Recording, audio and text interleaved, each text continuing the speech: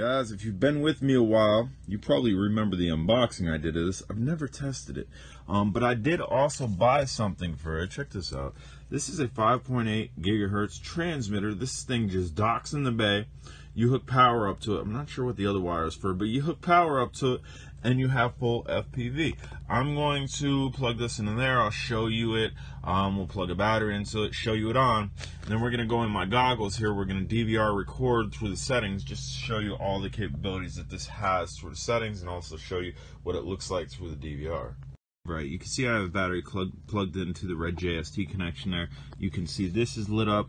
Essentially, I think it's actually charging this, because if you go ahead and do a scan on your goggles, you'll pick up a channel, but you'll have no video feed. You actually need to hold this,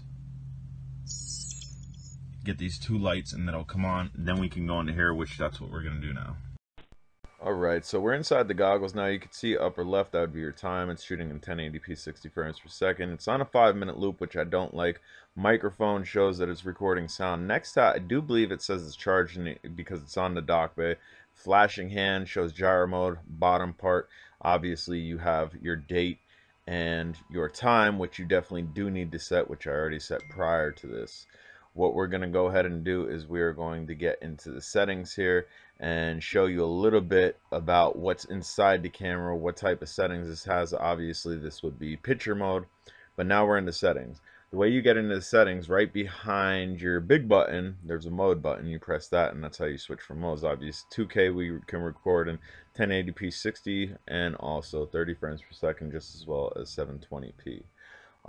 And the way you get back into this, you have to pick something and then it'll take you back to this menu. The way we're toggling up and down, there's two small buttons on the left and the right side. One will toggle up, the other one will toggle down. And again, to select something like loop recording, we're going to go ahead and turn off. All we have to do is hit the big button on loop recording. We're going to press one of the side buttons to go up to off. We're going to hit the big button again, and now we no longer have loop recording. Loop recording is kind of a pain in the butt. And here's frequency, which I think we will go into just to show you that. But and fine, medium, standard, you can change those. But loop recording, if you're flying for more than 5 to 10 minutes, depending on what you have it on, to have to seam everything together and then resave it. There you can see image size. That'd just be for the photographs. It's a pain in the butt. I don't like loop recording at all. Obviously, we can do slow motion. We can do a video lapse. OSD, we're going to go ahead and turn that off. In the beginning of the video, you were able to see all the on-screen display that I kind of went through on the upper part and the bottom part. And then, as you can see, we can also change that as well. Pretty awesome older technology. Again, if you could get your hands on one of these, I think you should. I think this is a 600 milliwatt setup. But as you can see, we no longer have our OSD because we turned it off. Pretty cool setup. Docking bay, 5.8 gigahertz, just needs power. And if you can see, there still is a lens cover over that. So what you saw in the DVR wasn't the best quality this can offer via 5.8 gigahertz. This thing also has an SD card, so you can use this for your 5.8 gigahertz. You can record on your goggles if you want to, but you can also record the quality off of this.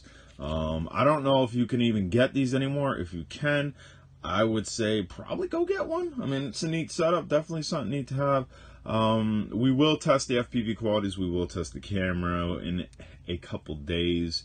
I definitely want to get this out. I've had the camera forever. I've actually had the 5.8 gigahertz dock bay forever and never tried it. And I'm going to work a little bit later today, so I figured prime time to check this out. Guys, I'm Jay Drone. If you haven't subscribed, please do. Later.